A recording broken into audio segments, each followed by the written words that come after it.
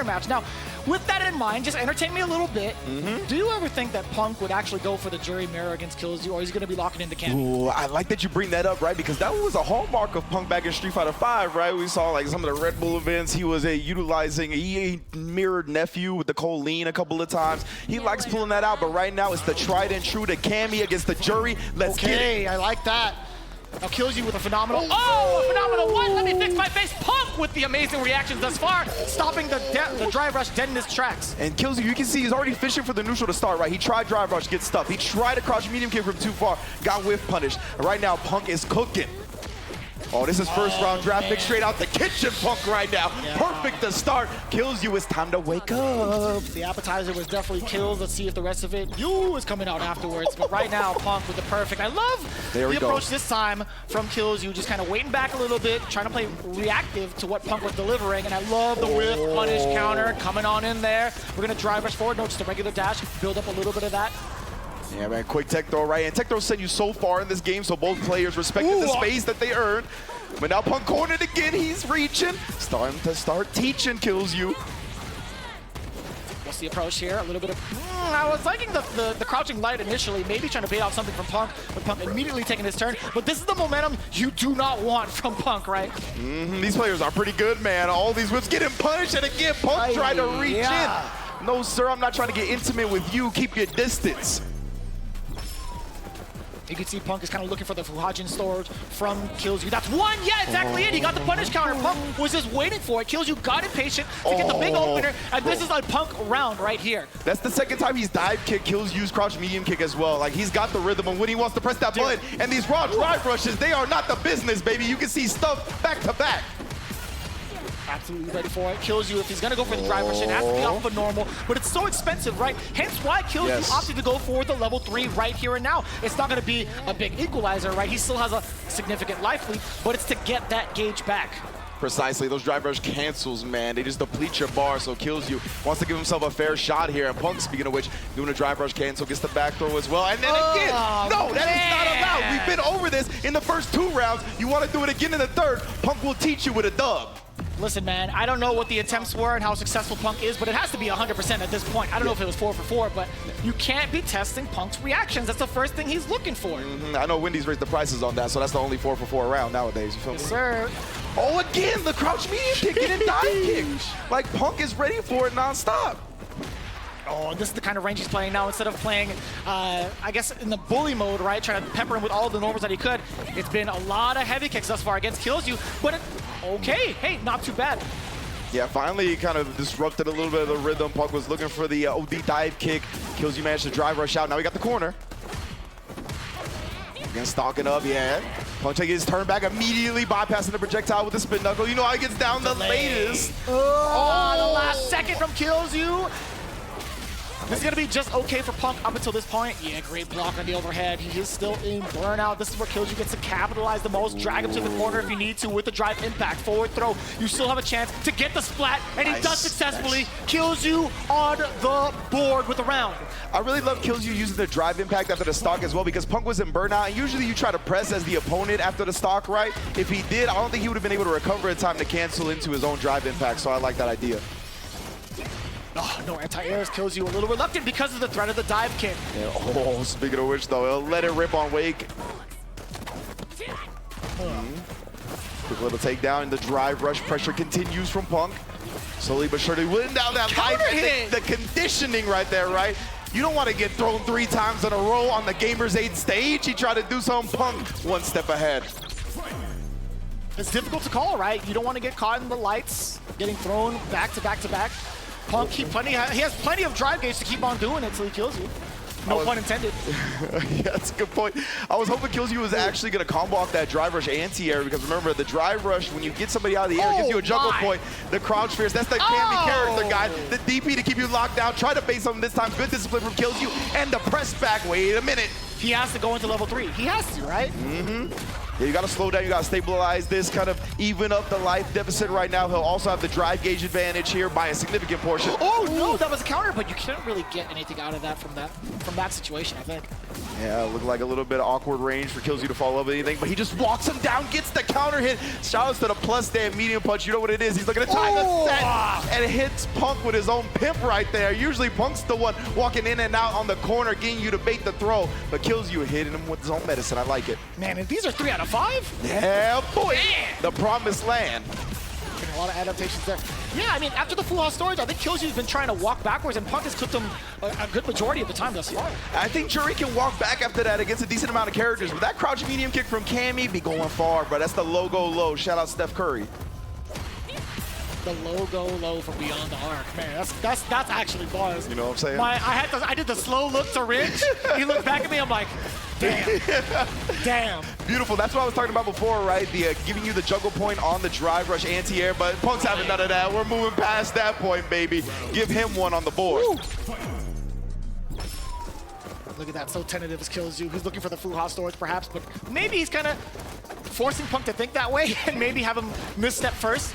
Oh, that was so awkward. Yeah. On the other side. I can't believe she actually snuck over there and Kilzyou. I mean, he was walking forward, so he got the block off. That crouch medium kick from both sides, baby. Like, they have a mad range. I'd have to double check that. Somebody on Twitter had put out all the ranges of the low medium kicks from the entire roster. I gotta see what's really good about that. But dang, here we go. The big confirm now from Punk. Crouching heavy punch is blocked. Kilzyou at the slight deficit, but he's not gonna overstep his boundaries. Or so I thought. I like that. He at least had the fireball this time, but he's so low on drive meter, and Punk again taking advantage of everything, burning himself out because it doesn't matter. The kill is here, and it's on you, fam. 2-1. Decapitation, no breathing. Now it's 2-1 in form of Punk. And I do like the contention of pressing the button, even if the fireball's coming out, being able to reach and possibly get a trade combo or even like a scramble situation. Forward and the full house storage as well. Like that from Kilzyou, getting one on the board at least. But is it going to benefit him at all? Is he going to get a big combo off of it? Who knows? Is he going to use the fireball to pursue? But no, Punk is the one forcing the opposition. Yeah, the low forward, nothing out of it, but Roundhouse still clips him. A little bit of a slow start, but they're swinging now. And you talked about how Kilzyou's been getting tagged, walking back a couple of times. That's what we saw there. Again, Punk didn't make the most out of it, but you see, still got this advantage. He's still keeping his turn going. The jump actually does connect the cross-up. That was such an awkward angle. I don't know what Punk tried, but the overhead is going to net him some more damage. Seemed a little delayed, no, but Punk still wasn't wary of it. I mean, the threat of the low could have been because of how delayed it was. True. Yeah, that would like mess up any fuzzy timings you might have on the block, right? Because of the delay. Oh, but speaking of which, drive rush back into the corner. He's trying to control the screen. And I like that. Pursuing the fireball is Kilzyou and still waiting for a reaction from Punk. Still peppering in the +2 situation. Off with a medium punch, but now he's going to be spamming it. Kilzyou with these extra 2 steps, right? Getting the throw bait successfully on Punk. I love the way he chased down the fireball as well as to not allow Punk to spin knuckle through it, right? He was going to interrupt that if he tried it. Oh, he tried to challenge it. You saw it right there. The crouching jab just absolutely gets demolished by Punk. And that was a very deep dive kick. That had to be extra plus for Cammy. I was going to say, hit the Murphy. There. Nah, there. Plus frames. That's what Juri has, that's for sure. We've seen Kilzyou already utilize it with the stand medium punch, but even the dash check from Punk now. You're trying to get close, so that's not going to happen for free. Forward throw. Drive rush on forward. Punk, he's willing to take this throw. He's going to take it again, right? Again, look like he might have been holding up right there, but an awkward distance on the follow-up to the stand medium punch, right? That is absolutely correct. I think Kilzyou went for standing medium punch again. Yeah. Interesting, very interesting decision-making there from Kilzyou. I guess wasn't ready for the hit. But even so, even on block, would he still be as close? I don't know. But either way, Punk not going to let the question be answered, really. Yeah, he's looking to take this home right now. He's going to do exactly that. Spin knuckle into the level 3. Punk, the stars and stripes stay alive with him. 3-1 over Kilzyou to get in the top 8. Playing like Allen Iverson, we don't need the question because he is the answer. Punk 3-1 in dominant fashion. Now, I do like the adaptation from Kilzyou. However, it's tough when you have the momentum against you at all times, right? Not able to get the strategies going. You can't really follow the fireball if you don't have it charged up. Spending that OD gauge initially will only cause you to be in burnout a little bit faster, especially against the alpha. Yeah, I'm loving the pants as well, but we are going to be throwing to the interview with our man Hollywood Rob TV and Atik. And what better way to start off the finals day than to have the alpha himself, Punk the God, with a 3-1 victory over the phenomenal Kilzyou. Props to Kilzyou on his performance there and in his tournament overall, but it looked like you were too much. What's the question? I'm confused. I was just letting you talk, Punk. I was letting you do your thing. I set you up. I gave you the alley. You bricked it right there. We're supposed to be LeBron and Wade right now. All right. I'm actually, all right, Punk. Well, I actually asked you a direct question. So as far as that matchup, I know Dark Neff plays Juri as well. Is that where you practice the matchup, the Juri matchup? Yeah, just playing nephew. We played quite a few games here, not to practice for Kilzyou, but actually like a few days ago. And I feel like for me, characters that my friends play, I actually never lose to those characters in tournament. Even back in Street Fighter V, I would never lose to Gao, Balrog, or Buki, unless it was my 3 friends that played them. No other person ever beat me with those characters, and I feel like that's kind of just carrying on the tradition in this game.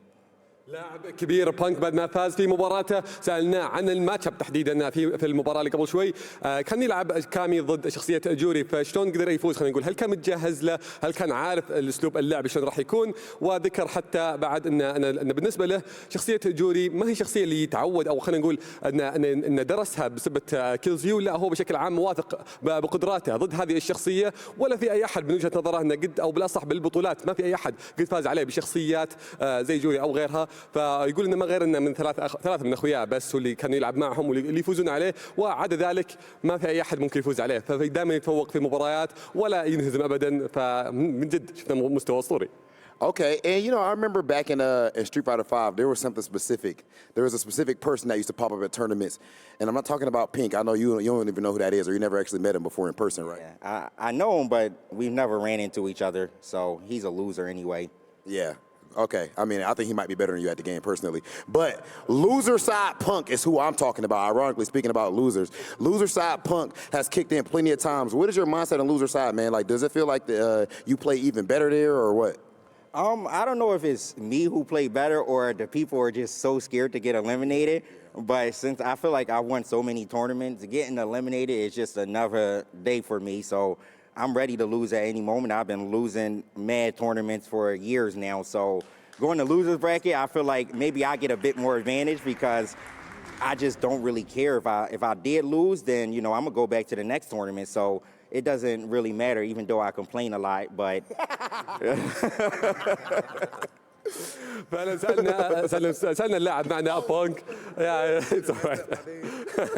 سالنا بانك في المباراه بشكل عام هل وجودك في اللور براكت ياثر عليك في البطوله ولا لا وخلينا نقول يعطيك الضغط عشان تقدر تؤدي اداء جدا ممتاز ولا لا فقام قال والله ما ادري الامانه لان هو بالنسبه له ان وجوده في اللور هو فعلا يحط الضغط للاعبين كلهم بس بالنسبه له المباريات والبطولات كلها فوز وخساره هو برضه كان يخسر بطولات المرات الماضيه فاذا يعني هو مستعد للخساره في اي لحظه لكن ما يبغى يفوتها ويبغى يكمل معنا الى النهائيات فممكن تكون حاطه عليه ضغط. Your next opponent is the winner of Knuckle Dudang and Daigo the Beast Umehara. If you had to choose between them, do you have a preference? And if not, how do you feel like you match up against them? Well, Du is my friend, but it's a lot of money on the line. If I had to pick one, it would be Daigo. I feel like he's a lot easier to beat than Du. So, and you know, it's a lot of money on the line. Of course, I want Du to win, but I'm not upset if Daigo win. You know, I feel like that's just an easier road for me to get to that 50K. So you know what I'm saying? I'm trying to just climb the ladders in this money until I lose, or maybe I'll win the whole thing and win everything. But I would want Du to win, but I'm not mad if Daigo somehow pulls it out and I could get further in the tournament. سألنا بانك ان المباراة الجاية ممكن تكون يا اما ضد دايجو او ضد ناكل دو الفايز بينهم راح يواجه فيها بانك في اللور براكت فسألنا ان من اللي تفضل ان اللي يتنافسه معك في اللور براكت قال والله ناكل دو يعتبره زميله وخويه من زمان فهو يعني وده انه يكمل لكن لو بيختار دايجو لانه يحس انه اسهل بالنسبه له انه يفوز لكن اذا مشت بالطريقه هذه ولا هذه انه يبغى يكمل لان من الاخير البطوله واذا كمل المشوار هذا راح يضمن $50,000 فحرفيا بالنسبه له ما تفرق لكن اذا بيختار دايجو. Punk the God, gets his first match of the day, goes ahead and eliminates Kilzyou, and he will advance to the bracket to fight against the winner of Dago the Beast Umahara and Knuckle Dudang. Who will win? We are about to find out shortly. But before that, we're going to head over to our highlights, and we will be back with our next match. أعزائنا المشاهدين بعد ما أخذنا المقابلة الحين باقي لنا المباراة اللي بعدها اللي راح تحدد باقي المشوار ومن اللي راح يطلع معنا في البطولة. خليكم معنا ونشوف بعض اللقطات ونرجع لكم نرحب باللاعبين اللي بعدهم.